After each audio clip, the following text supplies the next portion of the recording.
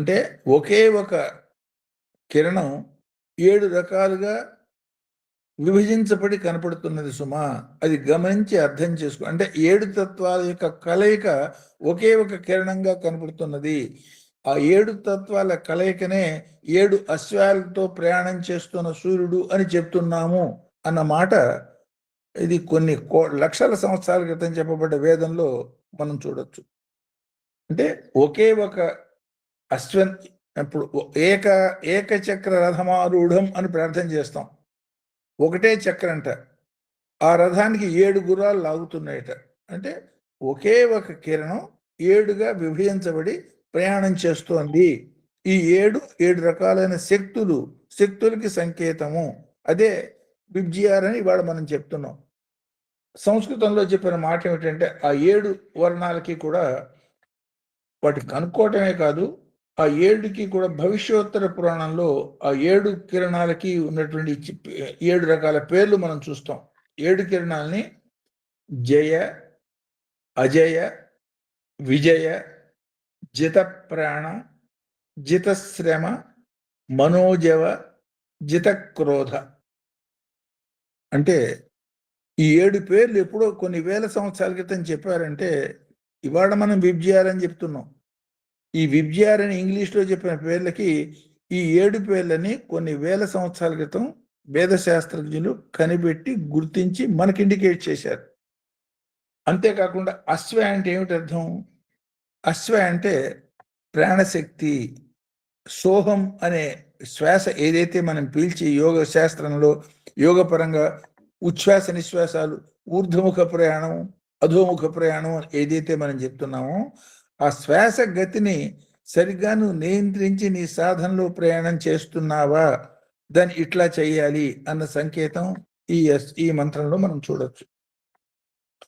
అంటే మనోజవ, మనస్సును జయించేదానికి చేస్తున్నావా, ఊరికే కాసేపు యోగ సాధన చేసి లౌకిక జీవితంలో ఇష్టం వచ్చినట్టుగా చేస్తున్నావా? జితక్రోధ, నీలో ఉన్నటువంటి అంతర్గత కామక్రోధ మద మోహలోభ మాత్సర్యాది శత్రువుల్ని జయించే విధానంగా నువ్వు చేస్తున్నావా? లేదు దాని మానాన్ని దేందే దీని మానాన్ని దీందే, పొద్దున పూట అరగంట సేపు నేను యోగ సాధన చేశాను, గ్రూప్లో చేశాను, విడిగా చేశాను, ఎక్కువసేపు చేశాను, తక్కువసేపు చేశాను, ఇట్లా ఆలోచిస్తున్నావా? అంటే జితశ్రమ అంటే సమానంగా చాలా శ్రమ పడిపోతారు. అంటే అశ్రమవాసి ఆశ్రమవాసి అంటే ఏమన్నమాట? చాలా తేలిగ్గా ఇప్పుడు అమ్మవారు చూస్తాం, ఉన్మేష నిమిషోత్పన్న విపన్న భువనావళి, కనుమూసి కను దర్శనంలో సృష్టి స్థితి లయాలు కలిగిపోతాయి. అంత అశ్రమంగా కార్యాలు చేస్తున్నావా? అంటే మనస్సు దానిలో తగులుకునేటట్టయితే ఆ కార్యం చాలా భారం అనిపిస్తుంది. అట్లా కాకుండా చాలా నిస్సంకోచంగా చిన్నపిల్లవాడు కార్యం చేస్తున్న విధానంగా కార్యం చేస్తున్నావా? ఇవన్నీ యోగ సాధకులు వాళ్ళ జీవితంలో దాన్ని సాధించవలసిన విషయం. జితశ్రమ, చాలా శ్రమ పడకుండా యోగ సాధనాపరమైన కార్యం. అంటే కృష్ణుడు యుద్ధం చేశాడు, ఎక్కడా అలసట్లేదు. రాముడు కొన్ని వేల మందిని సంహరించాడు. అంటే ఏమన్నమాట అర్థం? సహజంగా ఆవేశానికి కోపతాపాలకి లోను కాకుండా ఒక కార్యక్రమాన్ని చేసే మాటను అందులో సూచిస్తున్నారు. జిత ప్రాణ, పంచప్రాణాలు, పంచ ఉపప్రాణాలు, ఇవే పంచవాయువులు. ఈ పంచప్రాణాలు ఎక్కువ కావటము తక్కువ కావటం, వాటి యొక్క ప్రపోర్షన్ ఉండవలసిన ప్రపోర్షన్లో ఉండకుండా ఎక్కువ తక్కువలు ఉండేటట్టయితే దాన్నే హేడ్ ఈమహే, అదే శరీరంలో రుగ్మత, జబ్బు అన్నారు. వాటి సమతుల్యత ఉండేటట్టయితే ఆరోగ్యం అన్నారు. గీతలో కూడా దీన్ని మనం చూడొచ్చు. అంటే ఈ పంచప్రాణాల యొక్క సమతుల్యత యోగంలో సాధిస్తున్నావా, లేదు దాని యొక్క ఎక్కువ తక్కువలకి గురై దృష్టిపడుతున్నావా అనే మాట ఆ నామంలో. విజయ, ఇవన్నీ నువ్వు చేసేటట్టయితే ఇదే దాని జయ, విజయ, అజయ అంటే ఈ 3 నీలో నుండి మూడు ప్రధాన గుణాలు, 3 రకాల గుణం, రజోగుణం, తమో గుణం, రజోగుణం, సత్వగుణం, ఈ 3 గుణాలు జయించడం కోసం ఇవి చేయాలి సుమా అన్న సంకేతం ఈ 7 నామాల్లో మనకు కనపడటం. అంటే యోగ సాధనకి ఈ సూర్య ఆదిత్య ఉపాసనకి ఉన్నటువంటి అంతర్గత సంబంధం ఎంత బలమైందో ఒకదానికోటి ఎట్లా పెనవేసుకుని ఉంటాయో దీన్ని మనం అర్థం చేసుకోవచ్చు.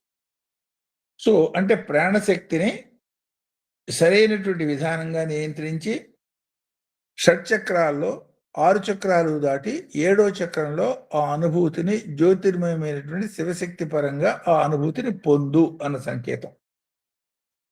సపోజ్ లౌకిక వ్యవస్థలోకి వచ్చాం అంటే ప్రపంచము, అనేక రకాల జీవాలు, చెట్లు, పుట్టలు, ఇవన్నీ వీటన్నిటికీ పుట్టడం, పెరగటం, చావటం వీటన్నిటికీ ఆధారం ఆ సూర్యకిరణాల శక్తే. అంటే సూర్యుడు వచ్చిన తర్వాతనే సృష్టి వచ్చింది.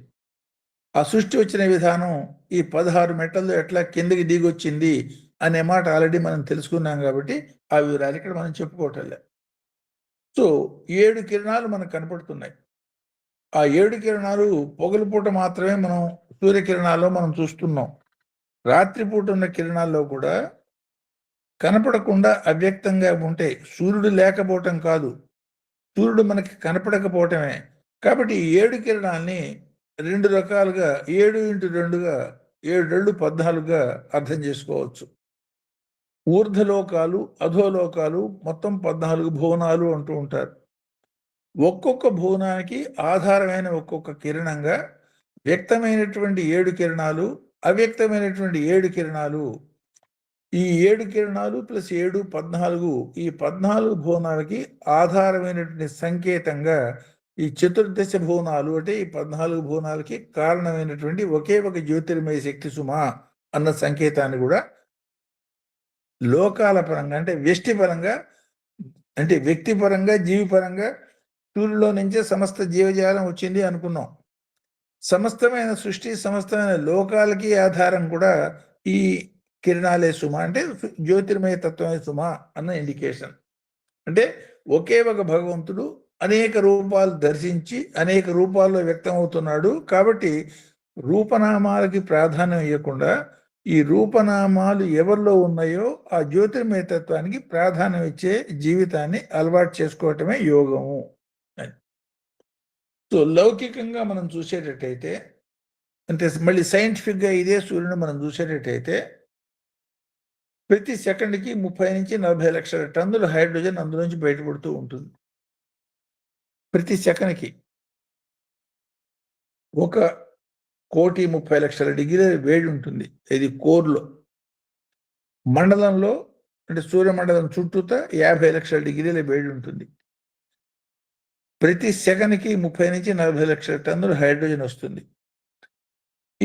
ఇట్లాంటి సూర్యుడి యొక్క ఉండటము, ఉండకపోవటం అంటే కనపడటము, కనపడకపోవటం అనేది ఒక లయగా, ఒక క్రమబద్ధంగా, ఒక నిర్ణీత టైం ప్రకారం జరిగిపోవటం అనేది కొన్ని యుగాల బట్టి మనం చూస్తున్నాం. ఎంతకాలం బట్టి జరుగుతుందో మనకి తెలియదు. మనం ఉన్న కాలంలో ఒక 100 ఏళ్ళు బతికినా ఈ 100 ఏళ్ళు ఇదే చూస్తాం. మన తాత ముత్తాతలు కూడా దాన్నే చూశారు. మనకి రాబోయే తరాలు కూడా దాన్నే చూడబోతున్నారు. అంటే ఒక నిర్దిష్టమైనటువంటి లయ పాటించబడటం అనేది సూర్యుల్లో మనం గమనిస్తూ ఉంటాం. ఆ నిర్దిష్టమైనటువంటి లయని దాన్ని సర్కేడియం అంటారు సైన్స్లో. ఈ సర్కేడియం రిథం అనేది సైన్స్ చెప్పిన మాటనే ఇవాళ సైన్స్ ఈ మాట చెప్పింది. సైన్స్ చెప్పిన ఈ మాటని కొన్ని వేల సంవత్సరాల క్రితం వేదశాస్త్రం కళా కాష్టాది రూపేణ పరిణామప్రదాయిని అనే మాటగా చెప్పింది. అంటే కళ, కాష్ట అనే 2 తత్వాల్లో అంటే కనపడుతున్న కళ, కనపడని కళ రూపంలో విశ్వం మొత్తాన్ని సృష్టి స్థితి లయపరంగా ముందుకు తీసుకుపోతున్న ఓ మహానుభావ నీకు నమస్కారము అని. ఈ సర్కేడియం రిథం లేదు కళా కాష్టాది రూపేణ అనే మాట మనం ఎందుకు తలుచుకుంటున్నాం ఇక్కడ అంటే మన శరీరంలో 33 కోట్ల సెల్స్ ఉన్నాయి. ఆ 33 కోట్ల సెల్స్ అంటే 33 కోట్ల కణాలు, జీవ కణాలు ఉన్నాయి. ఒక్కొక్క కణాన్ని ఒక్కొక్క జ్యోతిర్మయ జీవశక్తిగా 33 కోట్ల దేవతలు అనే పేరుతో చెప్పారు. ఏకకణ జీవి కూడా ఉన్నది. అంటే దాని శరీరంలో ఒకే ఒక కణం ఉంటుంది. కొన్ని శరీరాల్లో కొన్ని ఎక్కువ కణాలు ఉంటాయి. అట్లా మానవ శరీరంలో 33 కోట్ల కణాలు ఉంటాయి. దాన్ని సైన్స్ మనకేం చెబుతుంది? 3 బిలియన్ న్యూక్లియస్ అంటుంది. వేదశాస్త్రం 3 బిలియన్ కాదు నాయన 3.3 బిలియన్ అని చెప్పింది. అంటే ఎంత నిర్దుష్టంగా చెప్పిందో చూడండి. అంటే ఉజ్జాయింపుగా 3 బిలియన్ కణాలు ఉన్నాయి శరీరంలో అని ఇవాళ మనకి తెలిసిన సైన్స్ చెప్తుంటే 3 బిలియన్ కాదు, ఖచ్చితమైనటువంటి లెక్క ఏమిటంటే 33 కోట్లు 3.3 బిలియన్ అని వేదశాస్త్రం మనకి చెప్తోంది. అంటే ఆ నిర్దుష్టత ప్రకారం చూసినా కూడా ఎంత యాక్యురేట్గా వాడు దర్శించి మనకి ఇండికేట్ చేశారు అనే మాటల్ని ఈ మంత్రాల యొక్క విశ్లేషణ ఆ భావాన్ని అర్థం చేసుకోవటంలో ఈ భారతీయ సంస్కృతి యొక్క గొప్పతనం మనకి ఎంతగా కనపడుతుందో, అది ఎంత శాస్త్రీయమో అనే మాట కూడా మనకు అర్థమవుతూ ఉంటుంది. ఈ సూర్యుడు యొక్క 3 తత్వాన్ని, ఒకటి దృష్ట అంటే ఏమిటి, రోజు పొగలు పూట మనం చూసే సూర్యుడు, మనం చూస్తున్నాం. ప్రతి జీవి, జ్ఞానం ఉన్నవాడు జ్ఞానం లేనివాడు, సమస్తమైన జంతుజాలం కూడా చూస్తుంది. మనం కూడా సూర్యుడిని అట్లాగే చూస్తున్నామా? చూస్తుంటే వాళ్ళకి మనకి తేడా లేదు సుమా. విశ్వం అంతా అనేక రకాల జీవులు, అజ్ఞానులైన మానవులు, మహాజ్ఞానులైన మానవులు అందరికీ ఒకే మాదిరిగా సూర్యదర్శనం కలుగుతోంది. ఆ వేడి లేదు, ఆ చల్లదనం లేదు, ఎక్కువ వేడి తక్కువ వేడి, ఇవన్నీ అందరూ అనుభవిస్తున్నారు. ఇది లౌకికమైనదే సుమా. ఇది దృష్టం. అదృష్టం అంటే రాత్రిపూట మనకి సూర్యుడు కనపడకపోవటం, అంటే కనపడని సూర్యుడు అయినా ఉన్నాడు, రేపు పొద్దున కనపడతాడు, ఇప్పుడు కనపడలేదని మనం సమాధానపరుచుకుంటున్నాం.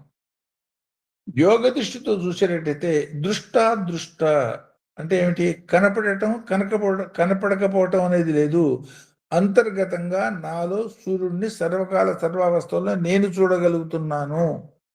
అదే అంతరాదిత్య దర్శనం. అంటే వెలుగుతున్నప్పుడు పొగల పూట సూర్యుడు చూడటం అనేది జంతువులు కూడా చూస్తున్నాయి. అది మన గొప్పతనం కాదు. చూడలేకపోతున్నాను అని బాగుపోవటం, రాత్రి కూడా సూర్యుడు కనపడకపోవటం అనేది అది కూడా జంతువులు కూడా అనుభవించిన స్థితే. రాత్రిలో నిద్రపోతాయి, పొగలల్లా వేటాడతాయి, తిండి తింటాయి, బతుకుతాయి, పిల్లల్ని కంటే తిరుగుతున్నాయి. మనం కూడా అదే మాదిరిగా జీవితం గడిపేటట్టయితే వాటికి మనకి పెద్ద తేడా లేదు సుమా. దృష్టాదృష్టతత్వంగా అంతరాదిత్య దర్శనాన్ని 7 స్థాయిల్లో నువ్వు అనుభవించవచ్చు.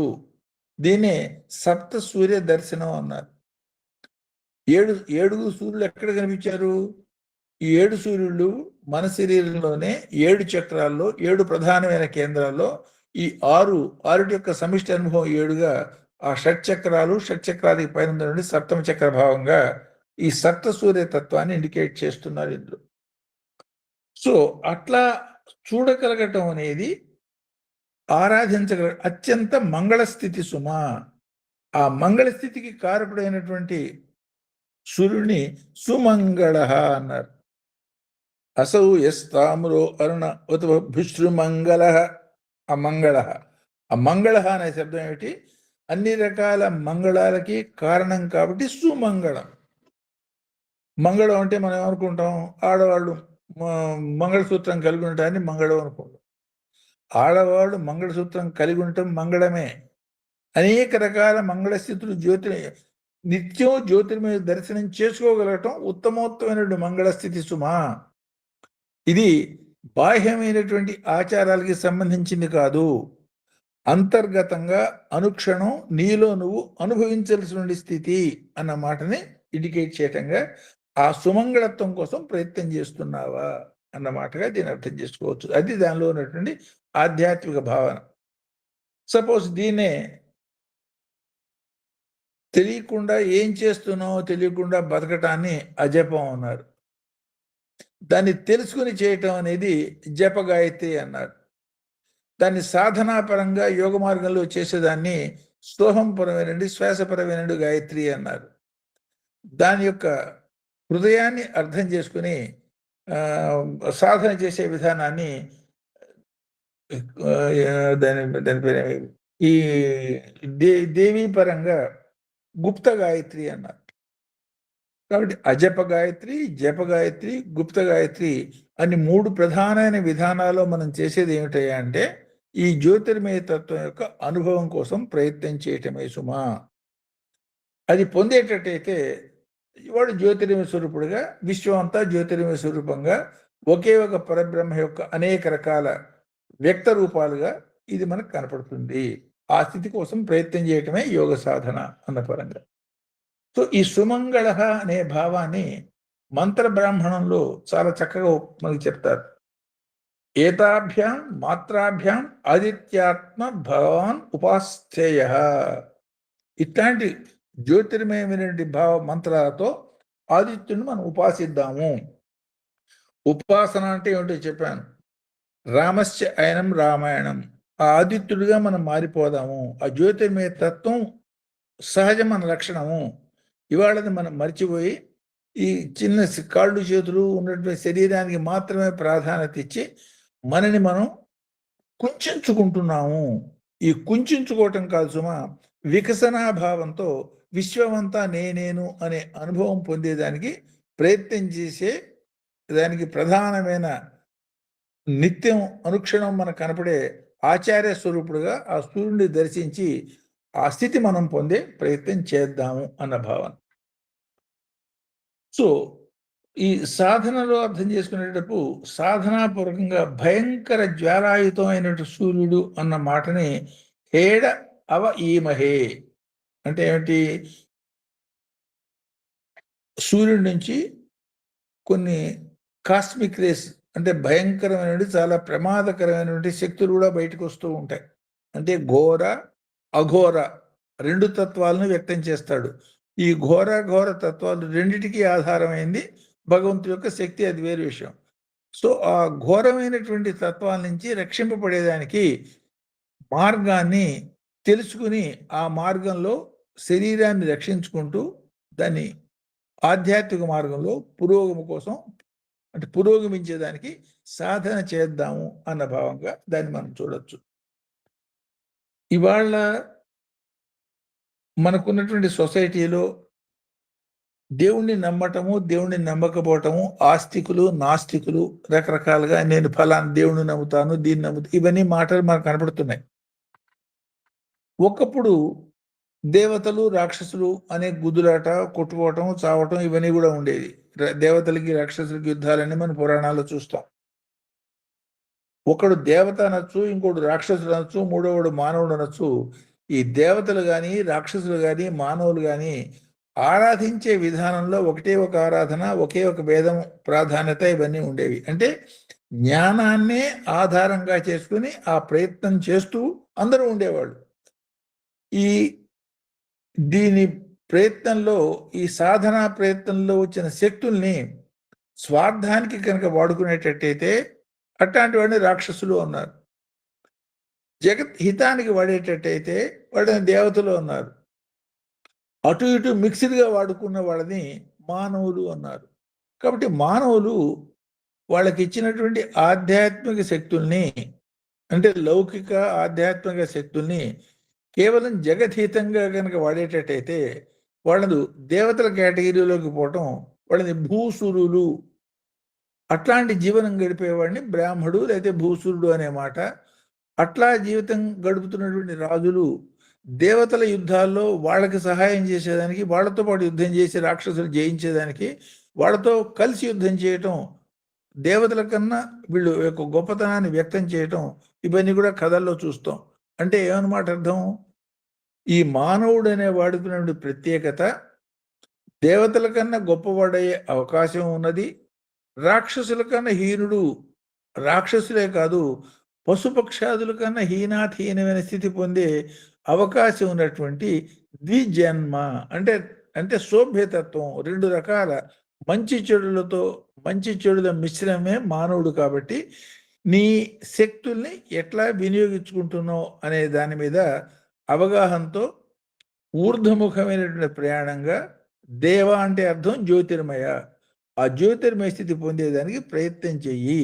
దానికి సూర్యుడే ఆధారం సుమా. ఇప్పుడు మీకు ఉదాహరణ చెప్తాను. 1,30,00,000 సెంటీగ్రేడ్ సూర్యమండలంలో ఉంది. ఈ సాధన చేసిన మహానుభావులు ఆ జ్యోతిర్మండలం దాటి పైకి పోయే వాళ్ళు కూడా ఉన్నారు. అంటే అంటే వాళ్ళ జ్యోతిర్మయ స్థితి సూర్యుడి యొక్క జ్యోతిర్మయత్వం కన్నా ఎక్కువగా ఉన్నది. ఈ జ్యోతిర్మయత్వం దొరికినంత మాత్రాన వాడు మహానుభావుడు అయిపోయినాడు, లేదా వాడు సాక్షాత్తు పరబ్రహ్మ అయిపోయినాడు అనుకునే దానికి లేదు. రాక్షసుల్లో కూడా సాధనతో ఆ శక్తి సంపాదించి, సపోజ్ హిరణ్యకశిపుడు సూర్యమండలానికి షికారు పోయించేవాట, కానీ రాక్షసుడు వాడు. రావణాసురుడు ఎంతో వేదాంగాలన్నీ వాడి శక్తి అన్నీ తెలిసినవాడు. అయినా అంటే స్వార్థపరమైన లక్షణాలు ఒకసారి కనుక ఉండేటట్టయితే, శక్తుల్ని దానికి వాడుకునేటట్టయితే వాడిని రాక్షసత్వం అంటున్నారు. కాబట్టి యోగ సాధనలో వచ్చే శక్తుల్ని ఎట్లా సద్వినియోగం చేసుకోవాలి, ఎట్లా మన పురోగతికి ఉపయోగం కావాలి అన్న మాట కూడా ఇండికేషన్ చూడొచ్చు. ఉదాహరణకి రాకెట్ వెలిగించాం, మొన్న ఎప్పుడో రాకెట్ పంపించారు ప్రైవేట్ కంపెనీ వాళ్ళు, హైదరాబాద్ నుంచి అక్కడి నుంచో ఇస్రో నుంచి. ఆ పంపించే రాకెట్ మనం చూసేటట్టయితే రాకెట్ పైకి పోతూ ఉంటుంది, దాని కింద జ్వాల, దాన్ని వెలుగుతున్నటువంటి అఖండమైన అగ్ని జ్వాల కింద కనపడుతూ ఉంటుంది. అంటే కిందకి కనపడుతున్న అగ్ని జ్వాల దాన్ని పైకి పుష్ చేస్తోంది. రాకెట్ కింద మంట ఉండి రాకెట్ పైన ఉన్నప్పుడు ఇది ఊర్ధ్వగతిగా ప్రయాణం చేస్తుంది. ఇదే మంట పైకి కనిపించింది అనుకో, ఆ రాకెట్ అంతే వేగంగా భూపతనం అయిపోతుంది అని అర్థం. సో అంతర్గతంగా మన యొక్క శక్తి ఊర్ధ్వముఖంగా ప్రయాణం చేస్తున్నప్పుడు అది ఊర్ధ్వముఖ ప్రయాణంలో పురోగతికి కారణమవుతుంది. అధోముఖంగా ప్రయాణం చేస్తున్నప్పుడు అది శక్తిహీనతకి, ప్రాపంచిక బంధానికి కారణమవుతుంది సుమా. సో నీలో ఉన్న శక్తిని ఊర్ధ్వముఖంగా ప్రయాణం చేస్తున్నావా? అదే ఉత్తరస్య అయనం ఉత్తరాయణం. ఉత్తరాయణం దక్షిణాయనం అనగానే 2-3 రోజుల క్రితం దక్షిణాయనం వచ్చింది. ఓహో, ఉత్తరాయణంలో చచ్చిపోతే చాలా గొప్ప, దక్షిణాయనంలో చచ్చిపోతే ప్రమాదం, ఇవన్నీ మాట్లాడుతూ ఉంటారు. ఉత్తరాయణం దక్షిణాయనం అనేది భీష్ముడు లౌకికమైనటువంటి భావాలు, యుద్ధ సంబంధమైనటువంటి భావాలు, బంధువు కాడు, రాగము ద్వేషం అనే భావాలు ఇవన్నీ వదిలి మనసు ఊర్ధముఖంగా భగవంతుడి వైపు ప్రయాణం చేసే స్థితి వచ్చేదాకా వెయిట్ చేశాడు. అది ఉత్తరాయణం కోసం వెయిట్ చేసి ఉత్తరాయణంలో చచ్చిపోయినాడు అని అర్థం.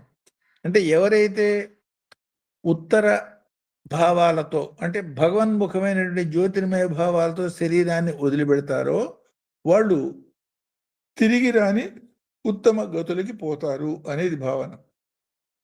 అంటే కేవలం కాల ప్రకారంగా ఉత్తరాయణం అనేది, ఉత్తరాయణం గొప్ప విషయం, గొప్ప, అందరి ఉత్తరాయణంలో ఒడుగులు రకరకాల కార్యక్రమాలు చేస్తూ ఉంటారు.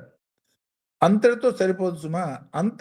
అంతర్గతమైన భావం ఉత్తరముఖంగా అంటే ఊర్ధముఖంగా ప్రయాణం చేస్తూ ఉండే స్థితి కలగటం, అది ఉత్తరాయణ స్థితి. లౌకికమైన భావాలతో జీవాన్ని గడిపే విధానాన్ని దక్షిణాయన విధి. అంటే ఒకటి ప్రాపంచకం, ఇంకోటి భగవంతుడి పరం. లౌకికమైన కాలాల్లో అంటే ఇది ఒకటి విగ్రహారాధన, ఇంకోటి యోగారాధన లాంటిది. విగ్రహారాధన కన్నా యోగ ఆరాధన ఉత్తమం అనటంలో, పైకి క్షేత్రపరంగా ఉత్తరాయణం పుణ్యకాలం మంచిదైనా కూడా సాధనాపరంగా ఆ స్థితి పొందేదానికి ప్రయత్నం చెయ్యి అన్న మాటని, ఇదే యోగ నిద్రలో ఉంటాం, ఇది చాతుర్మాస, ఇవన్నీ వీటి యొక్క వెనకాల అంతరార్థాలు ఇవే. సో ఈ మాదిరిగా ఇప్పుడు మీకు ఒక చిన్న ఉదాహరణ చెప్తాను, జరిగిన సంఘటన ఒకటి చెప్తాను, మీకు అర్థమవుతుంది సాధన యొక్క శక్తిహీనత ఎట్టా కలుగుతుంది అనేది. ఇది యాక్చువల్గా జరిగిన సంఘటన. కంచి కామకోటి పీఠాధిపతిగా చంద్రశేఖర సరస్వతి ఉండేవారు. ఈ మధ్యలోనే దాదాపు 100 సంవత్సరాలు పూర్తి చేసుకుని శరీరం వదిలిపెట్టారు. ఆ తర్వాత జయేంద్ర సరస్వతి పీఠాధిపతిగా ప్రస్తుతం ఉన్నారు. ఈయన నడుస్తున్నటువంటి శివుడు అనేవాడు. ఒకసారి ఒక ఆలయంలో ఉన్న ఆలయంలో చాలా మంది పూజారులు ఉంటారు కాబట్టి పెద్ద ఆలయం, చాలా కాలం క్రితం, కొన్ని వేల సంవత్సరాల క్రితం ఏర్పాటు చేసిన శక్తి ఆలయం అది.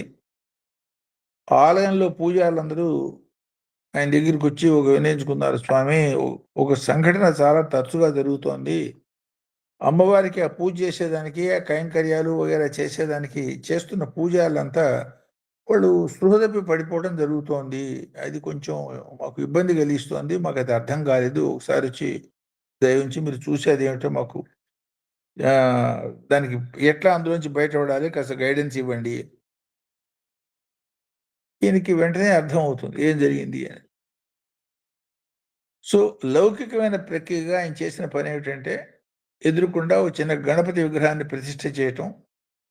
ఆయన వాళ్ళకిచ్చిన ఆధ్యాత్మిక సలహా ఏమిటంటే, నిత్య సాధన మానేసి, లౌకికమైన జీవనం గడుపుతూ, డ్రెస్ వేసుకుని పూజారిగా పూజలు, పునస్కారాలు చేసి కేవలం ధనం కోసం ఉద్యోగంలాగా చేస్తున్న విధానం చేస్తున్నది మూలంగా జరిగిన స్థితి ఇది. ఆధ్యాత్మిక సాధన అనేది అంతర్గత పురోగతి కోసం చేయాలి తప్ప కేవలం ధనం కోసం కాదు.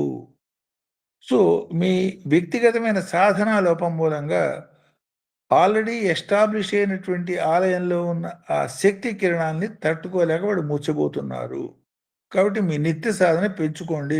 విల్ బి ఆల్ రైట్ అని చెప్పారు. అంటే సాధన వల్ల శక్తి కలగటం, ఆ శక్తి మూలంగా ఊర్ధ్వగతి కలగటం అనేది అంటే it is a proved phenomena. అది అర్థం చేసుకుని ఆ సాధనలో వచ్చిన శక్తిని సద్వినియోగం చేస్తూ దాన్ని పెంపొందించుకోండి. దానికి అనుక్షణం సూర్యుడే మనకి ఎగ్జాంపుల్ అన్న మాటని ఈ సుమంగళ అనే ఇదిగా చెప్పచ్చు. దీన్నే ఒక మాట చెప్తారు మనకి, కీటాం పతంగాం మసగాచ్ఛ వృక్షాః జలే స్థలే ఏ నివసంతి భూతాః దృష్ట్వా ప్రదీప్తం నచ జన్మ భాజే ఉచ్ఛ్వాస భవంతి నిత్యం హి విప్రాః. అంటే మానవుల యొక్క పురోగతి, జ్యోతిర్మయత్వము, వాళ్ళ యొక్క యోగ పరమైనటువంటి శ్వాసపరమైన పురోగతి ఎట్లా ఉంటుంది అనేది ఈ చిన్న శ్లోకంలో చెప్పబడ్డది. అందుకే ఈ శ్లోకాన్ని ఇక్కడ మీకు చదివి వినిపించాను. అందులో చెప్పిన మాట ఏమిటంటే, అగ్ని లేని స్థలం అంటూ లేదు. ఒక చెట్టులో, పుట్టలో, మట్టిలో, పిట్టలో అన్నిట్లో అగ్ని వ్యాపించున్నది సుమా. చెట్లల్లో, చేమల్లో, ఇక్కడ అక్కడ చివరికి నీళ్లల్లో కూడా అగ్ని ఉన్నది. నీళ్లల్లో ఉన్న అగ్నిని పైకి తీయటం మూలంగానే ఆ నీళ్లలో వచ్చిన హైడ్రోజను, ఆ కారు నడవటం, ఇప్పుడు హైడ్రోజన్ కారు, ఇవన్నీ హైడ్రోజన్ రైలు, ఇవన్నీ మాట్లాడుకోవటంలో అంతరార్థం అదే. నీళ్లలో కూడా అగ్ని ఉన్నది. అగ్ని లేని స్థలం అంటూ లేదు. కాబట్టి అన్ని చోట్ల, అన్ని భూతాల్లోనూ అగ్ని కలిగి ఉన్న అగ్ని ఉన్నది. అయితే సాధనకి ఏమవుతుంది? దృష్ట్వా ప్రదీప్తం నచజన్మ భాజే. ఎవడైతే అగ్ని వంకి ఏకాగ్ర దృష్టితో చూసి ధ్యాన సాధనలో దాన్నే సాధన చేస్తూ ఉంటాడో, సూర్యుడిని, అగ్నిని, జ్యోతిని, అంతర్గతమైనటువంటి జ్యోతిని ధ్యేయంగా పెట్టుకుని ఎవడైతే సాధన చేస్తూ ఉంటాడో, ఆ దృష్టి ఏకాగ్రమై ఆ జ్యోతిర్మయమైనటువంటి అగ్ని మీద నిలపటం మూలంగా వాళ్ళ యొక్క ఉచ్ఛ్వాస నిశ్వాసలు కూడా, అంటే వాళ్ళు పీల్చి విడిచే గాలి కూడా అగ్ని తుల్యం అవుతుంది. అంటే ఉచ్ఛ్వాస నిశ్వాసాలు జ్యోతిర్మయం అవుతాయి. ఆ జ్యోతిర్మయమైన ఉచ్ఛ్వాస నిశ్వాసాలు కావటం అన్నప్పుడు అధిక శక్తిమంతుడు అవుతున్నాడు. ఆ శక్తి ఎంతవరకు సాగుతుందంటే సూర్యుడిని దాటిపోయే స్థితి దాకా సాధ్యం అవుతుంది సుమా. అట్లాంటి సాధన చేస్తున్నావా? అట్లా చేసేటట్టయితే, ఎవరి శ్వాసలో ఏటట్టయితే ఈ అగ్నితత్వం గోచరిస్తుంటుందో అతన్ని విప్రుడు అన్నారు. అంటే విప్ర అనే దానికి వేదవిదుడు, ద్విజుడు, వేదవిదుడు, విప్రుడు. ఆ విప్ర అనే మాటకి అర్థం ఇది కూడా అర్థం చేసుకోవచ్చు. సో దీనికి మార్గం ఏమిటి? మార్గం ఏమిటంటే, సూర్యుడి నుంచి 30-40 లక్షల టన్నుల హైడ్రోజన్ ప్రతి సెకండ్కి వస్తుంది అని చెప్పాం. అది 103 రకాల మూలకాలుగా మారుతుంది అని చెప్పాం. ఆ మన శరీరంలో 3 ప్రధానమైన జ్యోతిర్మండలాలు ఉన్నాయి. ఈ 3 ప్రధానమైన జ్యోతిర్మండలాల్లో మొట్టమొదటిది మూలాధారంలో అగ్నిమండలం జ్యోతిర్మండలంగా ఉన్నది. రెండవది హృదయాకాశంలో, అంటే హృదయంలో అనాహత శబ్ద స్థితిలో సూర్యమండలం ఉన్నది. మూడవది భృగుటి, అంటే ఆజ్ఞాచక్రం నుంచి సహస్రారం దాకా ఉన్నటువంటి ఏరియాలో చంద్రమండలం ఉన్నది. బాహ్యమైనటువంటి స్థితిలో చూసేటట్టయితే చంద్రమండలం చాలా తక్కువ శక్తి కలది. దానికన్నా ఎక్కువ శక్తి కలిది సూర్యమండలము, దానికన్నా అఖండమైన శక్తి కలిది అగ్నిమండలము ఉంటుంది. ఇది బాహ్యంలో ఉన్నటువంటి స్థితి.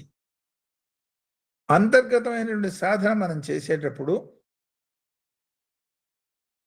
అఖండమైన శక్తి గల అగ్నిమండలంలో ఆనందం పొందే తత్వం తక్కువ ఉంటుంది. దానికన్నా కొంచెం తక్కువ శక్తి కానీ జ్యోతిర్మయత్వం ఉన్నటువంటి సూర్యమండలంలో హృదయ స్థానంలోకి వచ్చేటప్పటికి అది జీవ చైతన్యం అనేక రకాల చైతన్య రూపాల్లో కనపడుతూ ఉంటుంది.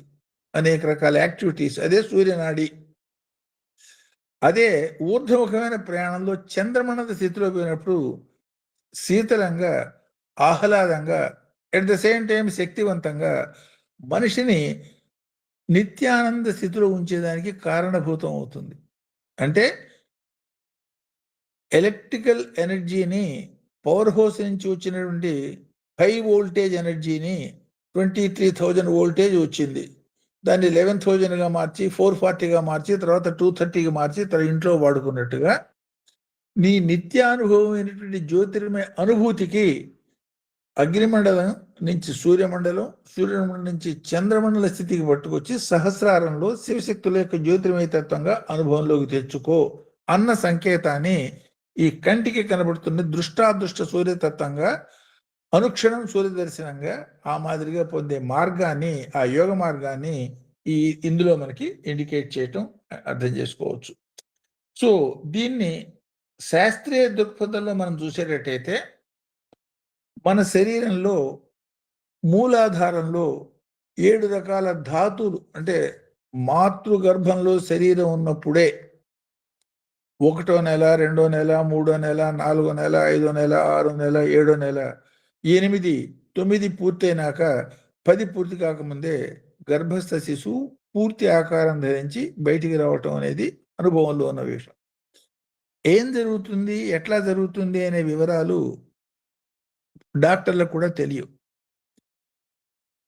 డెలివరీ చేయొచ్చు, బిడ్డని బయటికి తీయచ్చు, అవన్నీ చేయొచ్చు. కానీ ఈ అంతర్గతమైన చైతన్యం పొందే మార్పులన్నీ కూడా మీకు లలిత సహస్రనామాల్లో 98వ నామం నుంచి 120వ నామం దాకా ఏ నెలలో ఏమేం జరుగుతుంది, దాని యొక్క స్థితి, వృద్ధి స్థితులు ఎట్లా ఉంటాయి, సో ఏకముఖం, ద్విముఖం, త్రిముఖం, చతుర్ముఖం, పంచముఖం, షణ్ముఖం అని సప్తం అనే మాటగా మనం చూస్తూ ఉంటాం.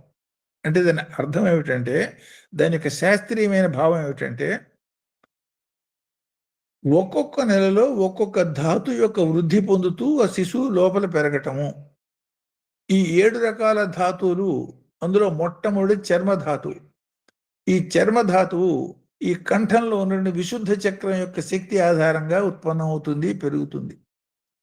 తర్వాత రక్తధాతువు, మాంసధాతువు, సో మేధోధాతువు, మజ్జధాతువు, అస్థిధాతువు, చిట్ట చివరికి ఈ 6 అయిపోయినాక 7వది మజ్జ, మాంస ఇవన్నీ అయిపోయినాక 7వది వీర్యం అనే ధాతువు సహస్రారంలో ఉన్న పరబ్రహ్మ యొక్క శక్తి మూలంగా ఉత్పన్నం అవుతుంది సుమా. దానికి మిగతా ధాతువులకి తేడా ఏమిటి? మిగతా ధాతువులకి రీప్రొక్రియేషన్ అవకాశం లేదు. వీర్య ధాతువుకి తనలాంటి ఆడామొగ సంతానాన్ని ఉత్పన్నం చేసే శక్తి కలిగినటువంటి ధాతువు అది. అందువల్ల సహస్రార స్థానమైనటువంటి పరబ్రహ్మ శక్తి యుతంగా ఆ వీర్యధాతు ఏర్పడుతుంది. మొట్టమొదటి ధాతువు చర్మధాతువు. ఈ చర్మధాతువులో 3 రకాల తత్వాలు, 3 రకాల స్థాయిలో 3 రకాల చర్మాలుగా వ్యాపిస్తుంది. అదే మాదిరి చిట్ట చివరి ధాతువు వీర్యధాతువు. అది కూడా 3 రకాల స్థితుల్లో వీర్య, ఓజ, తేజ అన్న 3 స్థితుల్లో వ్యక్తమయ్యే అవకాశం ఉన్నటువంటి ధాతువు అది. వీర్య స్థితిలో ఏ జంతువుకైనా సరే, ఏ మానవుడికైనా సరే, ఏ జీవికైనా సరే సాధారణ సంతానోత్పత్తికి ఉపయోగపడుతుంది, బాగానే ఉన్నది. ఆ మూలంగా సంసారం పెరుగుతోంది. దాన్నే సాధనాపరుడికి ఏమవుతుందంటే అదే వీర్యం ఓజస్సుగా మారుతుంది. ఆ ఓజస్సే తేజస్సుగా మారుతుంది. ఆ తేజస్సే వాడి చుట్టూతో ఉన్న బయోమాగ్నెటిక్ ఎనర్జీగా మారుతుంది. ఆ తేజస్సు యొక్క వృద్ధే సుమంగళ. అదే అసలు సిసలైనటువంటి మంగళత్వం సుమా. అదే గాయత్రి పరంగా దీన్ని భావించినప్పుడు, అంటే గాయత్రి దేవతా పరంగా దీన్ని భావించినప్పుడు ముక్త, విద్రుమ, హేమ, నీల, ధవళ అన్నారు.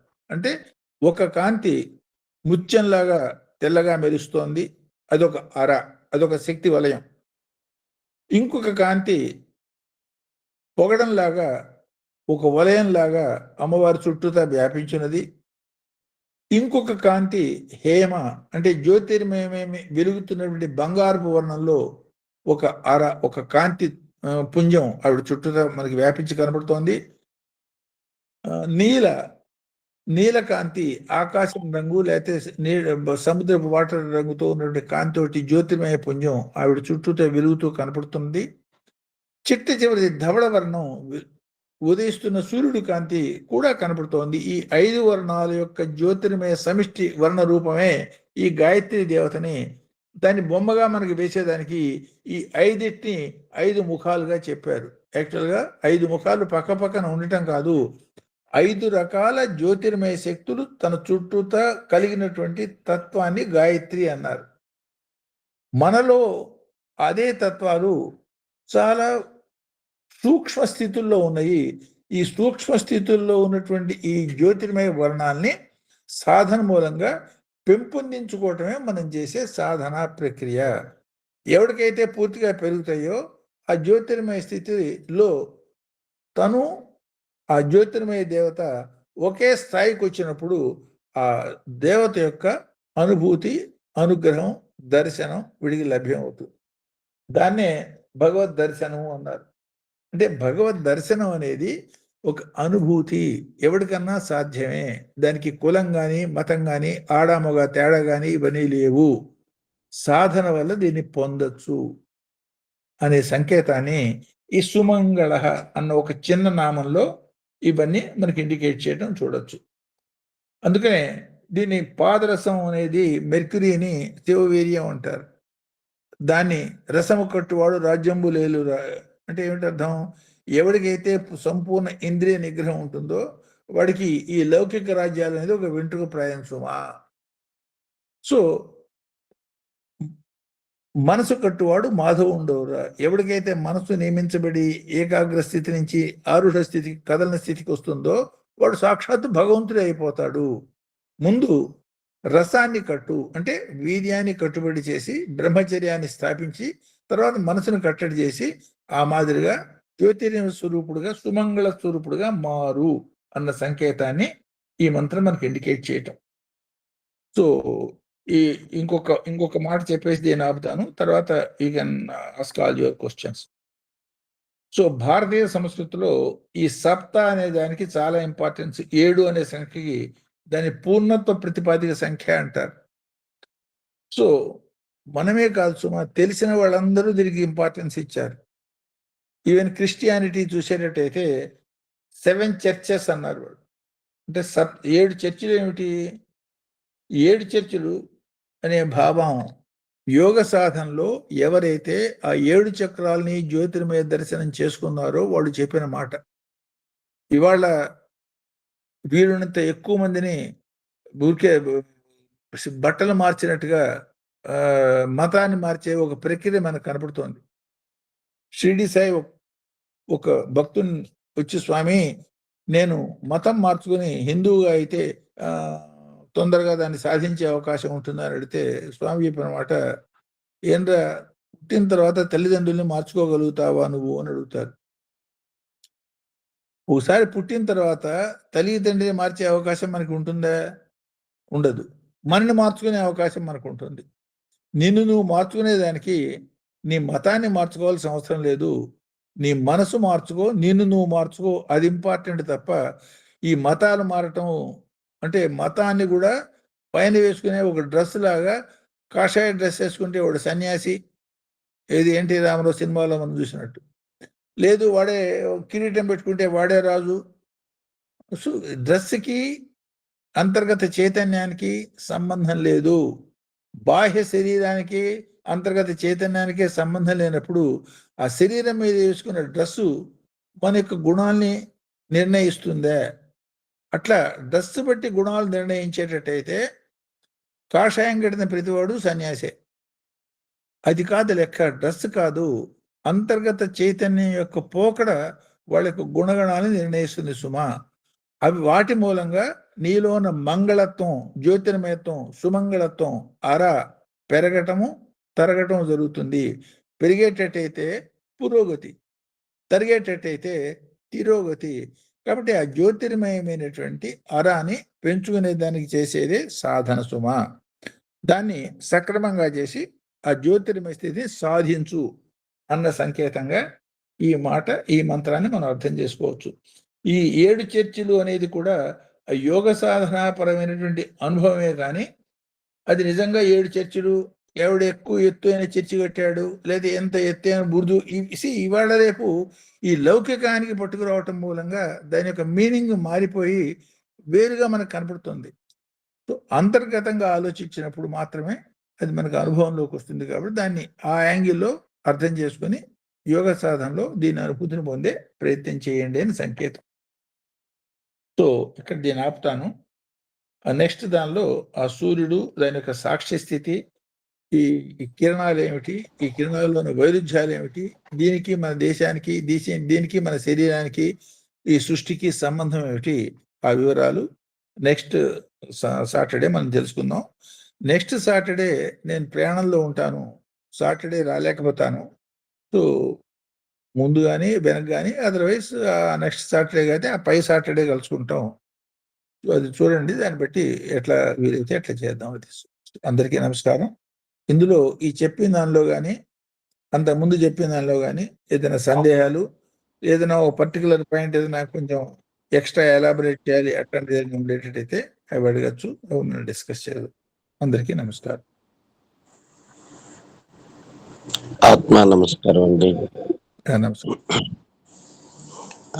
ఇప్పుడు నాకు చిన్నది వివరణ.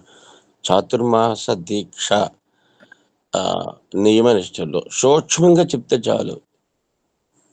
అంటే ఈ 4 మాసాలు కూడా యోగ సాధనలో పర్ఫెక్ట్ గా ఉండేదానికి ప్రయత్నం చేయటమే సూక్ష్మంగా దాని అర్థం. ఈ 4 మాసాలు కదలకుండా ఒకే ప్లేస్ లో ఉండి యోగ సాధన చేయండి అని.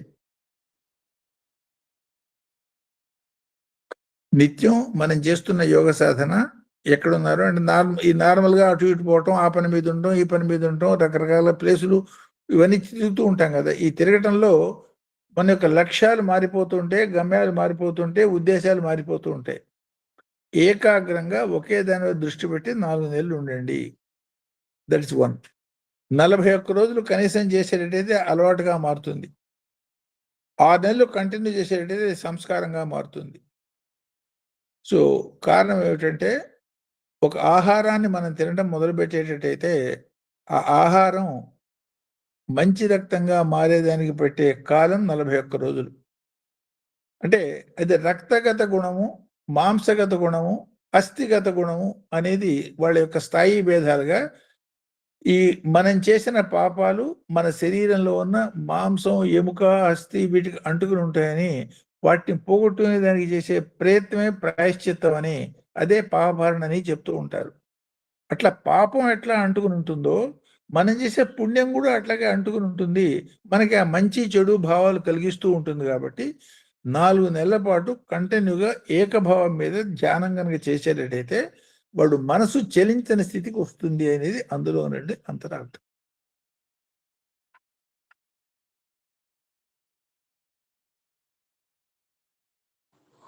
ధన్యవాదాలండి. ఆత్మ నమస్కారం.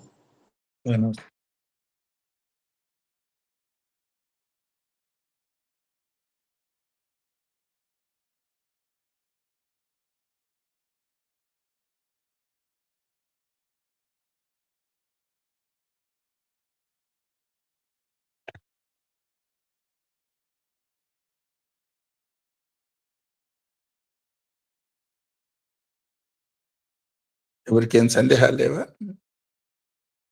అంటే సాధనాపరమైన ఏ సందేహమైనా అడగచ్చు, లేదా ఈ చెప్పిన దానిలో అయినా అడగచ్చు. దాన్ని ఎందుకంటే డిస్కషన్లో మీకు ఆ వివరాలు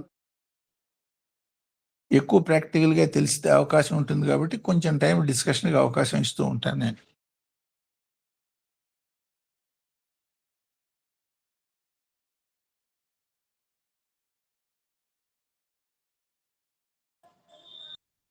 ఆత్మ నమస్కారం శాస్త్రి గారు. నమస్కారం. అంటే మన ఇప్పుడు జ్యోతిర్మయ తత్వం పొందటానికి సూర్యోపాసన కూడా ఒక వన్ ఆఫ్ ద ముఖ్యమైన చెప్పి అర్థమైంది. అంటే యోగ సాధన అంటే యోగ సాధనలో మనం చేసేది సూర్యోపాసనే. అది మనకి తెలిసినా తెలియకపోయినా ఏ రకమైన సాధనలో మనం చేస్తున్నా కూడా జ్యోతిర్మయ సాధనే మనం ఇండైరెక్ట్ గా చేస్తున్నాం. అంటే మనలో ఉన్నటువంటి జ్యోతిర్మయ తత్వాన్ని పెంచుకోవటమే కదా సాధన. మనకు అనుక్షణం కనపడే జ్యోతిర్మయ తత్వం, అన్నిటికీ ఆధారమైన జ్యోతిర్మయ తత్వమే సూర్యుడు. అందుకనే ఆ బయట చూస్తున్న సూర్యుడు చూస్తున్నంత కాలం సాధారణమైన ఉపాసన అవుతుంది. దాన్ని అంతరాదిత్య ఉపాసన అని నేను అనటంలో ఉద్దేశం, మనలో ఉన్నటువంటి ఆ జ్యోతిర్మయ చైతన్యాన్ని పెంచుకోవడానికి చేసేదే సాధన. అది యోగ సాధననండి, మంత్ర సాధననండి. లేదు అనేక రకాల మంచి పనులు ఎందుకు చేస్తున్నారా? మంచి పనులు ఒక ధ్యేయం ఉండాలి కదా. అన్నం తింటున్నాం, ఆకలి తీరటం అనేది ధ్యేయం. గాలి పీలుస్తున్నాం, బతకటం అనేది ధ్యేయం.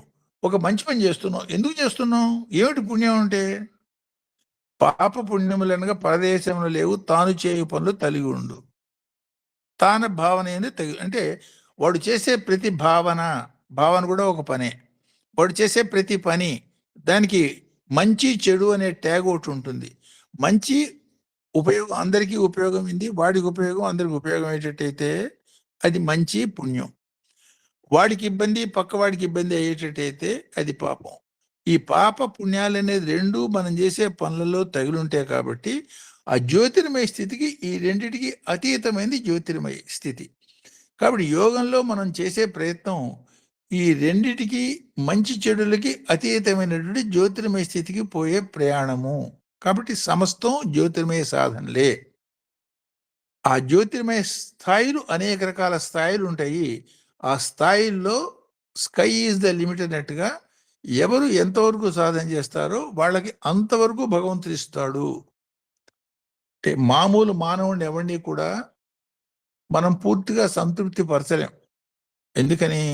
లౌకిక మానవుడు కాబట్టి పుచ్చుకోవటం అనే దానిలో సంతృప్తి లేకపోవటం అనేది ఉంటుంది. భగవంతుడికి సంతృప్తి అట్లా కాదు, భావంతోనే సంతృప్తి పడతాడు. ఎంత ఉత్తమమైన ఉదాత్తమైన భావం ఉంటే దాన్ని భావప్రియో భగవాన్ అనటంలో ఉద్దేశం అది. సో భావం ద్వారా, యోగ సాధన ద్వారా, శ్వాస ద్వారా నీలో నుండి జ్యోతిర్మయ చైతన్యాన్ని పెంచుకునే ప్రయత్నం చెయ్యి. అదే యోగ సాధన పరమావధి. అర్థమైంది. కృతజ్ఞతలు శాస్త్రి గారు. సాయిరాం.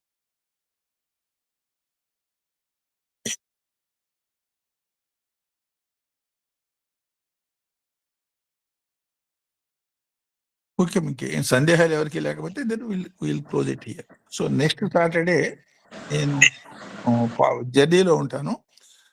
సో ముందు వెనక కానీ లేకపోతే ఆ తర్వాత వచ్చే సాటర్డే కానీ మనం కలుసుకుందాం. సో అందరికీ నమస్కారం. ఆత్మ నమస్కారం గురువు గారు. అందరికీ ఆత్మ నమస్కారం. చాలా తెలియని విషయాలు చెప్పారు, బాగుంది. ప్రార్థన చేస్తానండి.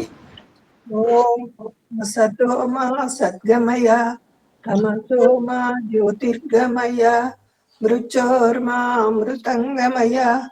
సర్వే జనా సుఖినో భవంతు, లోకా సమస్త సుఖినో భవంతు.